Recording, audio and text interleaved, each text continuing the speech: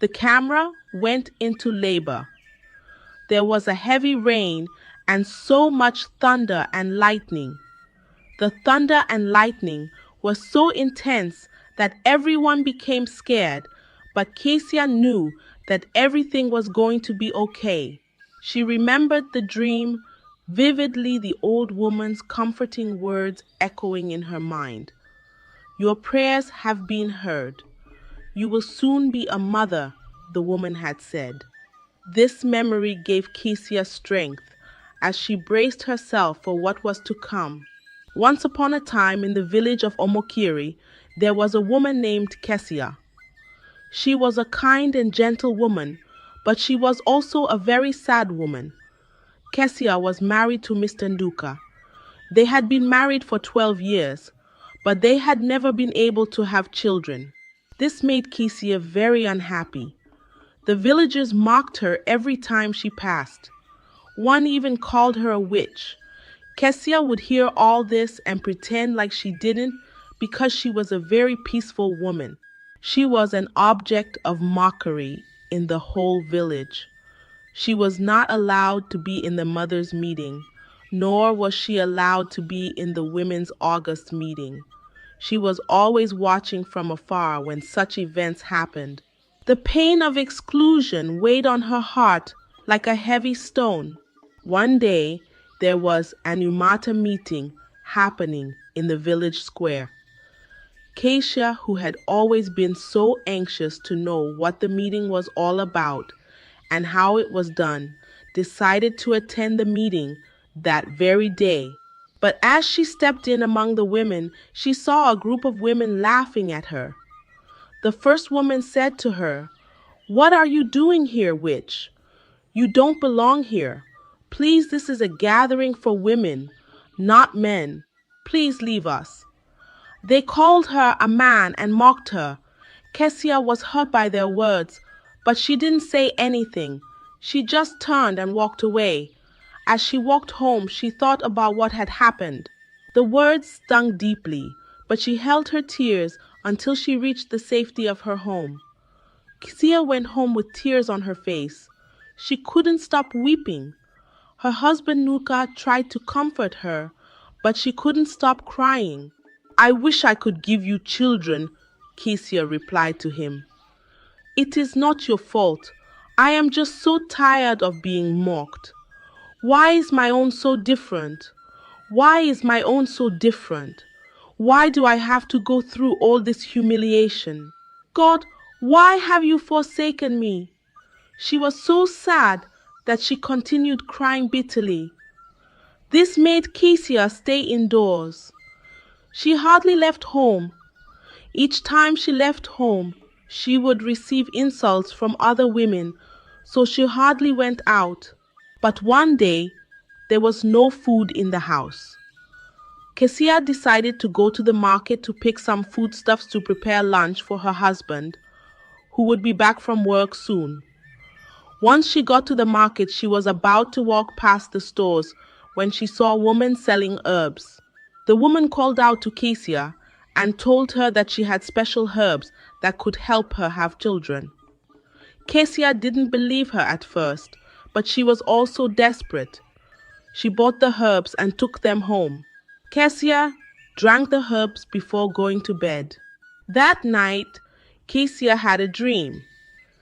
In her dream, she saw a woman coming towards her carrying a baby. The woman said to her daughter, "What do you remember? Your prayers have been heard. You will soon be a mother very, very soon. Do not cry." The next day, Kesia took the herbs again, and the day after that.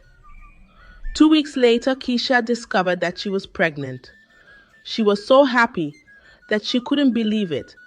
She was so happy that she couldn't believe it. She told Nuka the good news and he was overjoyed. After 8 months, it was almost time for Kesia to give birth. But the night before she was meant to give birth, she had another dream. In her dream, she saw the same old woman she had seen before. The woman said to her, "Do not cut your daughter's hair for as long as you live. The night you give birth, a great sign will happen, and people will shine envy upon you. Everyone will be envious because no one has ever seen such a child. Kesia woke up excited but also curious. After some time, she became curious about why she was asked never to cut her daughter's hair, but she didn't take it seriously and went on with her daily duties. That evening, Kesia went into labor. There was a heavy rain and so much thunder and lightning. The thunder and lightning was so intense that everyone became scared, but Kesha knew that everything was going to be okay. She had a special child inside of her, and she was going to do great things. The midwife, a kind elderly woman, stayed with her through the night, whispering prayers and encouragement. Kesia, after going through a lot of complications, finally gave birth to a beautiful light-skinned baby girl. She and her husband named her Toma. The baby's cry was strong, echoing through the house, as if announcing her arrival to the world. The villagers were amazed. They had never seen anything like this before. They stopped mocking Kesia and started to praise and congratulate her. But some villagers were spreading rumors about what happened the previous night.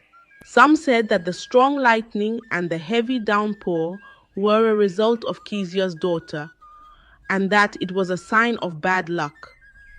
Others whispered that Toma was a divine child sent to bring change to their village. Kessia ignored the rumors and focused on raising her daughter. Toma grew up to be a beautiful and intelligent young woman. She was so beautiful that her peers were jealous of her beauty.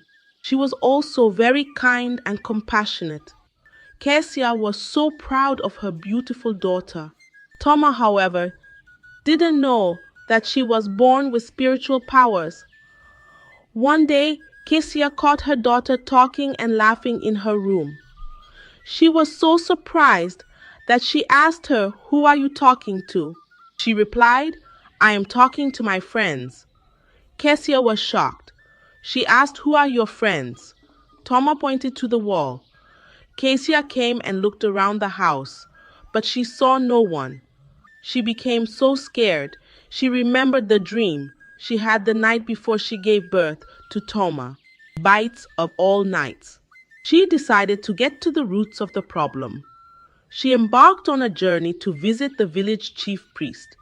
The path to the chief priest's hut was long and winding with tall palm trees swaying gently in the breeze. When she got there, she told the chief priest about the strange behavior her daughter had exhibited earlier. The chief priest's hut was adorned with ancient carvings, and the scent of burning herbs filled the air. The chief reassured her, "Don't worry, your daughter is a gifted child. She has been blessed with spiritual powers and can communicate with people from the spiritual realm. She possesses spiritual powers to redeem and defeat. So, Kesia, don't be scared. She is harmless." Disappointed, but still not convinced by what the chief priest told her, when Kesia came home, she saw different types of gifts in front of her doorstep. The gifts were wrapped in colorful cloths, their vibrant hues glowing in the evening light. She saw foodstuffs, gold, and different kinds of gifts inside each basket. She was so surprised, and she asked who brought this just here. They told her it was a token of appreciation for the deeds of her dear daughter. Her daughter had been going around healing people in the village. Kesia was amazed. She had no idea that her daughter was capable of such things. Kesia was very happy, but she was also worried. She knew that the people in the village were not nice people, and she was afraid that they might turn against Toma for her good deeds. She decided that she needed to find a way to protect her daughter. When Toma got back home, her mother tried to stop her from healing people, but Toma insisted that she had to continue because it was her destiny. Toma's eyes glowed with determination, her voice unwavering. Kesia was disappointed, but she knew that she could not stop her daughter. By that time, there was a rumor going around the village about Toma and her strange healing power. One morning, when Kesia, Toma's mother, was going to the market, she heard people saying that Toma was a witch who was killing people after healing them. She was horrified. Kesia was not happy. She spoke to her husband, Mr. Nduka, about it, but he told her to let their daughter be. Mr. Nduka sat quietly stroking his beard. As he spoke, his tone calm but resolute. Kesia was not satisfied with the reply she received from her husband, so she decided to carry out a very dangerous and sinister plan. She said to herself, "I will wait for Toma to fall asleep, then I'll cut her hair. Maybe cutting her hair will make her lose her spiritual gifts and powers." She smiled. When Toma went to bed that night, Kessia snuck into her room and began to cut Toma's hair. The room was dimly lit by the moonlight streaming through the window, casting shadows on the walls. After cutting her hair, she pretended to be sleeping. With Toma, she was so happy. She smiled and went back to her room. The next morning, Kesia woke up but couldn't find or see her daughter anywhere. Unlike before, her daughter would always wake up before her. She was wondering where would Toma have gone this morning. It's still early to go out. She continued with what she was doing. After 2 hours, she still didn't see her daughter. She decided to go to Toma's room to see if she was there. To her surprise, she saw Toma lying on the bed, lifeless. Her face was pale and her body was still. At first, she thought she was still sleeping. She tried to wake her up, but she wasn't moving. Then Kesia remembered the warning she had received earlier from the strange woman in her dream. The memory of the dream sent chills down her spine. She realized that something had gone wrong. Hiding the secret from her husband, who was away from home, she dressed up immediately and set out on a journey to visit the community chief priest. When she got there, she begged the chief priest for help. "Help me. My child is dying. My daughter is on the verge of death. I cut her hair, but it wasn't my intention to harm her. I only wanted to stop her healing powers. I only wanted to stop her healing powers.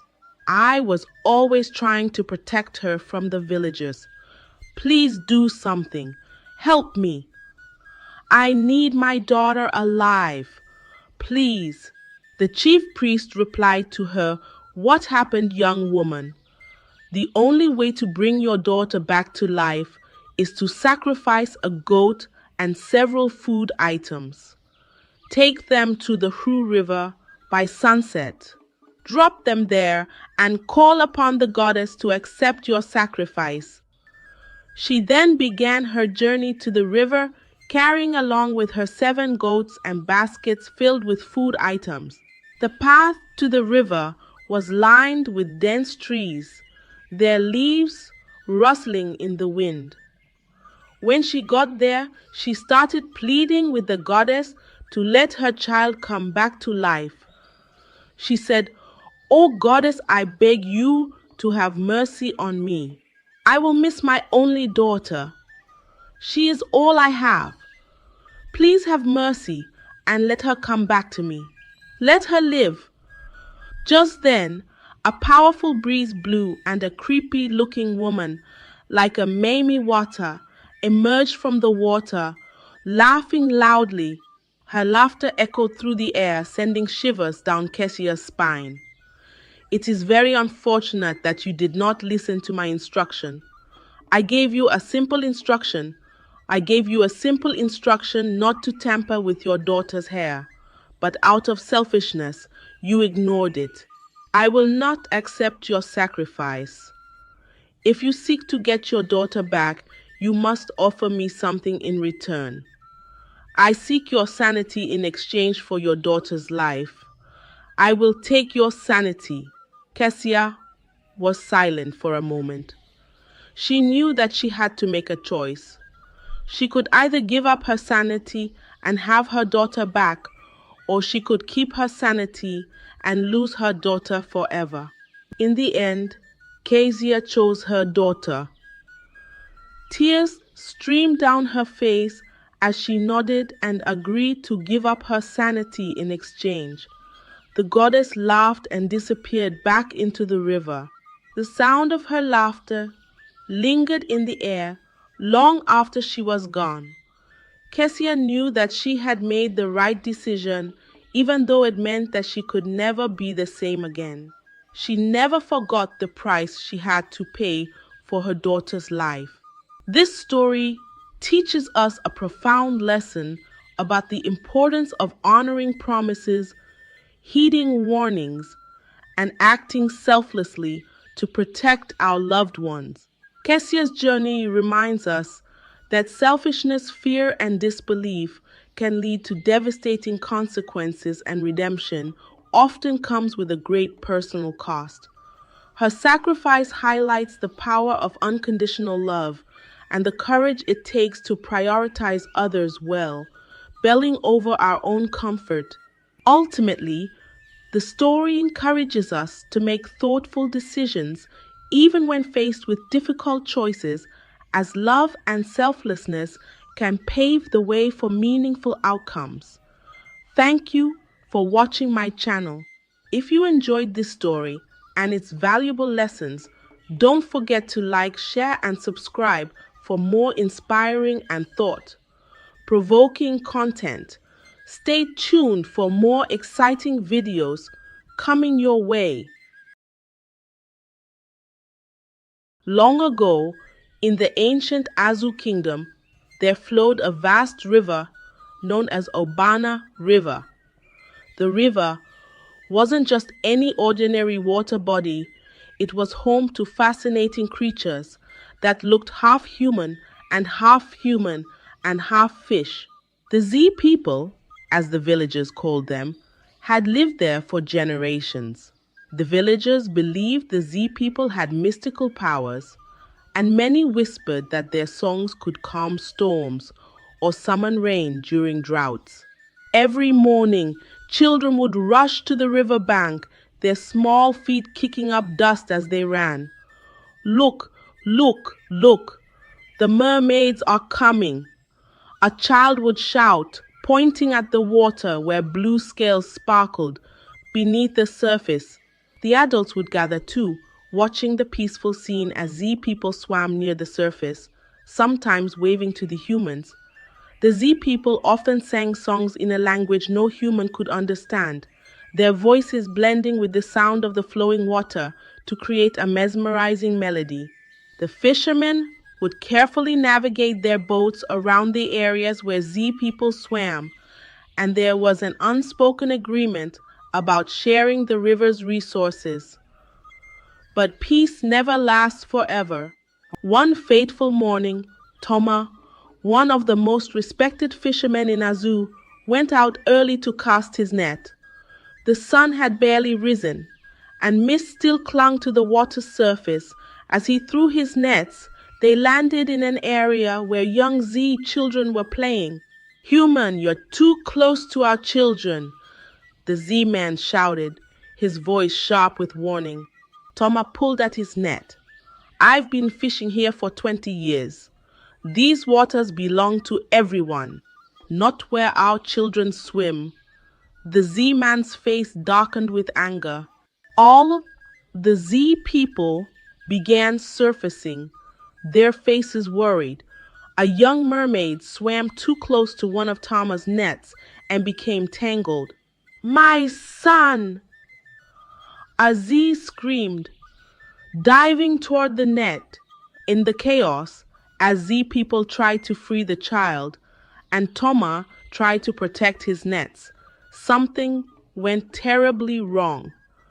The Z child was hurt, and the angry Z people killed Toma. Toma's body was found floating in the river. The news reached King Dara within the hour. The king sat on his throne, his face growing darker, as the village elder explained what had happened. Your Majesty, the elder finished, the people are afraid. If the Z people can kill our best fishermen, King Dara stood, his voice thundering through the throne room. Bring me my advisors and send word to every village along the river. That evening, the king made his proclamation from the palace steps. They have taken one of our own, he thundered, his voice echoing off the stone walls. From this day forward, no Z person shall be permitted to swim at the surface of Obana River. Any who dare defy this decree shall face immediate death. The peace between our peoples is forever broken. The decree changed everything.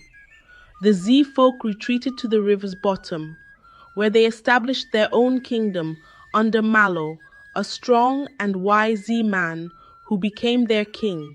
Malo's rule was marked by efforts to heal the wounded hearts of his people, and he began to train warriors to defend their realm, should humans ever attempt to invade the depths. Years passed, and in the underwater kingdom, life adapted to the darkness of the deep. Malo's daughter, Zara, grew into a curious young mermaid who often asked questions about the world above. One day, while helping her mother prepare their home for a celebration, Zara couldn't contain her curiosity. Mother, she said, what's it like at the surface? Aina paused, memories flickering across her face. Why do you ask, my dear? I hear the older ones talking sometimes about how things used to be. They mention something called sunlight. What is it? Aina looked at her daughter. Sunlight is, imagine the brightest, warmest thing you can think of. It's like that, but more beautiful than you can imagine. It makes everything glow with life, and the humans. Zara's eyes sparkled with interest. What were they like before? Are they different from us? They walk on two legs instead of swimming with tails. They used to be our friends. Long ago, the children would wave to us, and we'd wave back. Then why can't we talk to them anymore? Because fear and anger poisoned both sides, Ina explained. One terrible day changed everything. Where we must stay here, where it's safe. But Zara couldn't stop wondering about the surface world. Late at night, when everyone else slept, she would swim as high as she dared, almost but not quite breaking the surface. The faint moonlight that filtered down fascinated her. One morning, King Malo noticed his daughter's distraction during their breakfast. What troubles you, my daughter? He asked. Father, why must we live in darkness? Surely not all humans are cruel. Malo's face grew serious. Zara, you don't understand the danger. The humans blame us for the death of one of their own. Their king has ordered our death if we are seen at the surface. But that was so long ago. Maybe things have changed. Some things don't change, my dear. Promise me you won't go to the surface. Zara remained silent, and her father sighed heavily. Meanwhile, in the palace above, Prince Akin was facing his own struggles. His father, King Dara, had summoned him to the throne room for what had become a regular argument. Son, the king said, I've received another message from King Tanu. Akin sighed, running a hand through his dark hair. Father, I understand, but no. King Dara slammed his fist on the table. Every suitable young woman in the kingdom has been presented to you. What more are you waiting for? I want to marry for love, Aken replied quietly. Is that so wrong? Love? The king scoffed. Love is a luxury we cannot afford. We need stability. And what about my future? Aken asked quietly. Your future is the kingdom, King Dara shouted. When will you understand that your personal desires don't matter? They should matter to my father, if not to my king, Aken replied, then immediately regretted his words. Get out, the king said, his voice dangerously quiet. Get out of my sight until you're ready to act like the prince you're supposed to be. Seeking solace, Aken found himself walking toward the Obana River. The moon cast a silver path across the water as he settled on a fallen log near the bank. The gentle lapping of waves against the shore always helped calm his troubled mind. That's when he saw her. A head emerged from the water, followed by shoulders and the most beautiful face he had ever seen a mermaid. Her scales had an unusual glittering blue tint. Their eyes met, and for a moment neither moved. Please, she whispered, don't call the guards. You shouldn't be here. It's dangerous. I know, Zara said, moving closer to the bank, but I had to see what it was like up here. Everything is so different. The air, the sounds, the way light moves. I'm Aken, he found himself saying. I'm Zara, she smiled, and Aken felt his heart skip a beat. This is my first time seeing the surface. Is that the moon? Yes, he said, pointing upward, and those are stars. They're beautiful. Zara breathed, her eyes wide with wonder. We can see a little bit of light through the water, but nothing like this. They talked for hours that night, sharing stories about their different worlds. Aken told her about life in the palace, the pressure to marry, and his dreams of finding true love. Zara spoke about the underwater kingdom, her father's wisdom, and her burning curiosity about the surface world. Hours passed like minutes. I should go, Zara said, as the sky began to lighten. My mother will be worried. Will you come back tomorrow night? Aken asked hopefully. Zara hesitated, then nodded. Yes, but we must be careful. When she returned home, her mother was waiting. Where have you been? Ina demanded, her face pale with worry. I just wanted to see the surface. Zar, have you lost your mind? They will kill you if they catch you. Mother, maybe they're not all as cruel as you think. Not cruel. Ina's voice rose. They would kill you without a second thought. Promise me you won't go up there again. But Zara couldn't make that promise. Night after night, she and Aken met by the river. They shared stories, dreams, and eventually their hearts. Their love grew deeper with each meeting. One night, after several months of meetings, Zara arrived looking troubled. What's wrong? Aken asked, immediately concerned. My father. He's arranging a marriage for me, she said, her voice trembling. Aken felt his heart constrict. When? In 2 months' time, Zara replied, looking up at him, her eyes glistening with tears. Aken, I don't want to marry him. I love you. Their first kiss was gentle, tentative, bridging 2 worlds that had been separated by hatred and fear for so long. Neither of them noticed the rules their love would break until it was too late. Weeks turned into months, and their secret meetings continued. But secrets have a way of revealing themselves. One morning, Zara felt strange. Her swimming felt heavier, and her stomach turned with an unfamiliar sensation. When she told her mother she wasn't feeling well, Ina's experienced eyes widened with recognition. "Your scales are changing color," Ina observed, "and you've been sleeping more than usual. Zara, are you with child?" Zara couldn't meet her mother's gaze. "Yes," she whispered. "Who is the father?" When Zara remained silent, Ina's voice grew sharp. "Zara, who is the father?" "His name is Aken," Zara whispered. He's human." "Human? Have you lost your mind?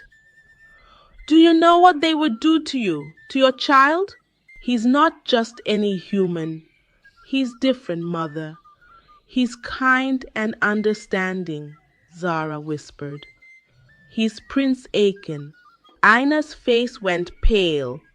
"The son of King Dara, the very king who ordered our banishment." "Oh, Zara, what have you done?" Devastated by her mother's reaction and desperate to find Aken, forgetting in her distress that it was broad daylight, Zara fled to the surface. The moment her head broke the water surface, shots erupted from the riverbank. Nets flew through the air, and before Zara could dive back to safety, she was entangled. Rough hands dragged her onto the shore, where angry villagers surrounded her. "Please," she begged, "I mean no harm." "No harm?" a fisherman spat. "Like your people meant no harm to Toma." The beating began. Fists and feet rained down on her as she tried to protect her stomach, thinking only of her unborn child. In the palace, a guard burst into the throne room. Aken's heart stopped. Without a word to his father, he ran, his legs burning as he sprinted through the village, praying he would reach her in time. But when he arrived, it was too late. Zara lay still on the riverbank, her shiny blue scales dulled with dirt and blood. The crowd fell silent as their prince fell to his knees beside her. "What have you done?" he whispered, then louder. What have you done? You've killed them both, my love and my child." The crowd stepped back, shocked by his words. King Dara, who had followed his son, stood frozen at the edge of the gathering. From the river came a sound like thunder, and the water began to churn. Mallow, king of the Z people, rose from the depths, his trident glowing with power. Behind him, an army of merfolk broke the surface, their faces twisted with grief and rage, ready to dye the river red with blood. Finally, it was Zara's mother who stepped forward to broker peace. Standing before both kings, she spoke. "My daughter died for love. Let her death be the last. Let her death be the last. Let her story teach us that hatred only breeds more hatred, while love might have shown us a better way." A new treaty was drawn up. The merfolk would no longer be banned from the surface, and humans would no longer react with violence to their presence. It wasn't perfect, but it was imperfect. But it was a beginning. Prince Aken never married. He devoted his life to maintaining peace between the two peoples, and every night until his death, he would sit by the river, remembering the love that changed two kingdoms. The story of Zara and Prince Aken teaches us a profound lesson about the consequences of hatred and the transformative power of love.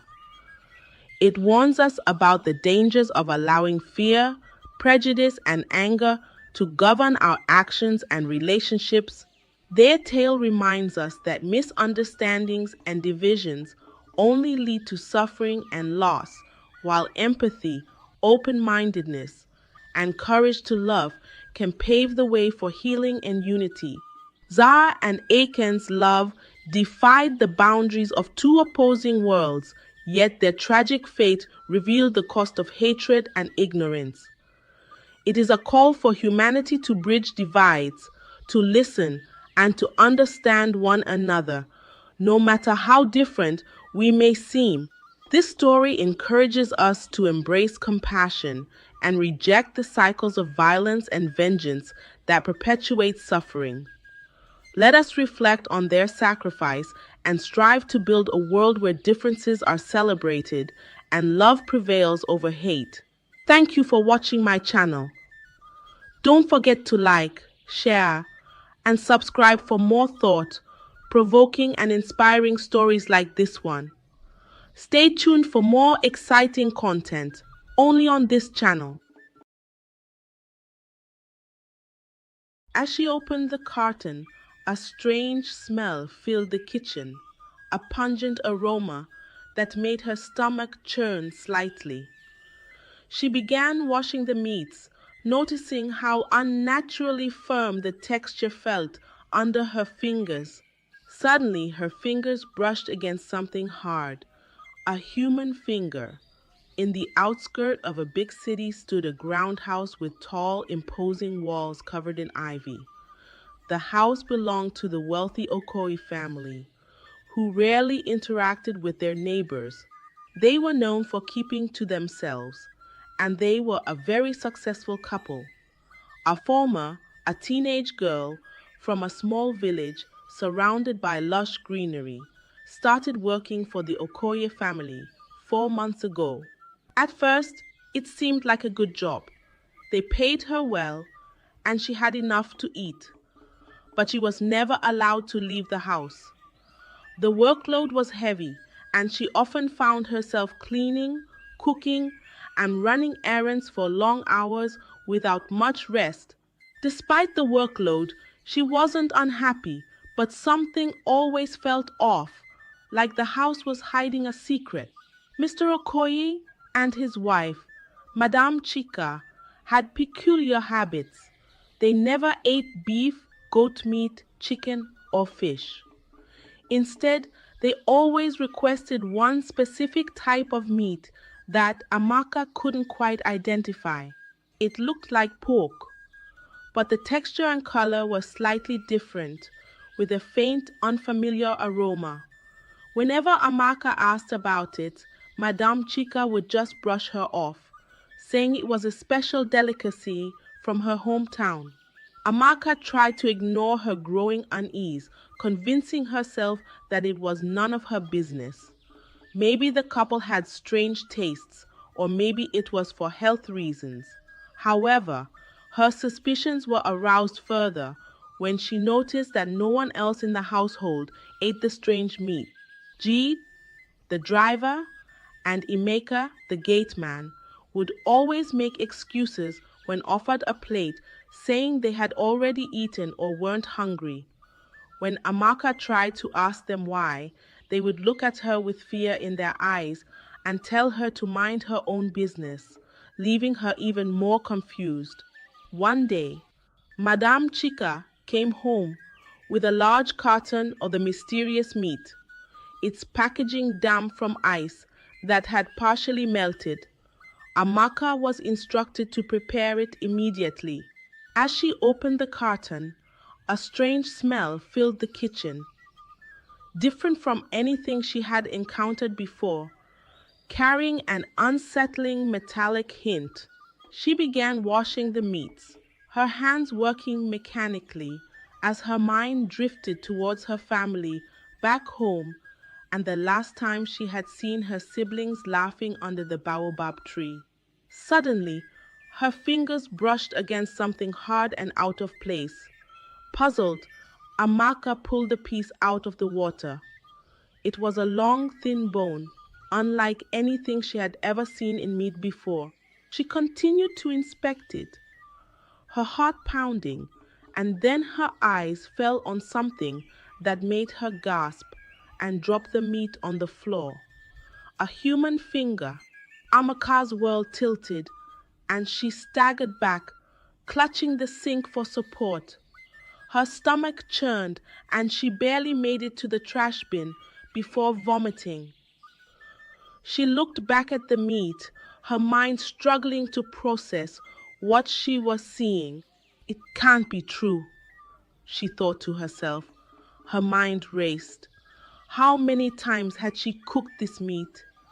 How many times had Mr. and Mrs. Okoye sat at their table, eating with pleasure, while she unknowingly served them human flesh? She felt sickened, guilty, and terrified all at once. What kind of people were they? And more importantly, what would happen if they found out she knew?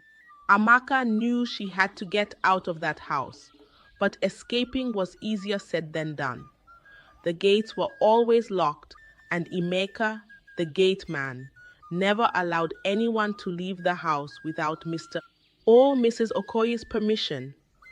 Jide, the driver, was equally unfriendly and would not help her, no matter how much she pleaded. Amaka felt trapped, like a prisoner in a house filled with dark secrets. For the next few days, Amaka tried to act normal, pretending she hadn't seen anything.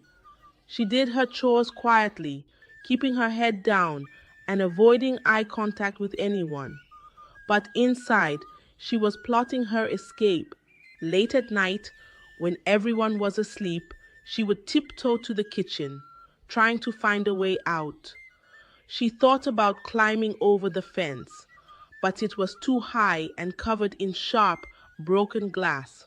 She considered sneaking out when the gates were briefly opened, but Emeka was always watching, his stern face lit dimly by the yellow glow of the security lamp. The days dragged on, each one filled with fear and anxiety. Amaka couldn't sleep. She couldn't eat. She was haunted by nightmares of bones and blood, of Mr. and Mrs. Okoye finding out she knew their secrets, of Miss out she knew their secrets.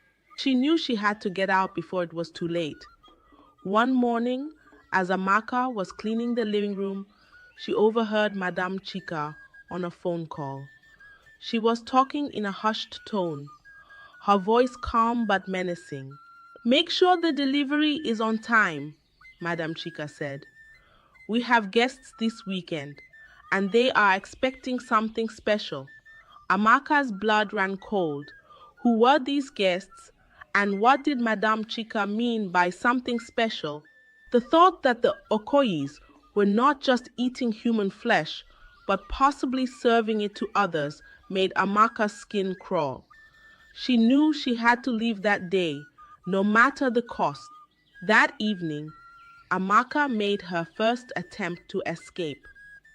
She packed a small bag with her most important belongings and waited until the house was quiet. She sneaked down to the back door, hoping to slip past Emeka while he was on his usual night rounds, his footsteps heavy and deliberate on the gravel. But as soon as she stepped outside, Emeka appeared from the shadows. "Where do you think you are going?" he asked. Amaka tried to come up with an excuse, but the fear in her voice gave her away. I I just wanted some fresh air," she stammered. Emeka grabbed her arm roughly. "Get back inside. You know the rules. No one leaves this house."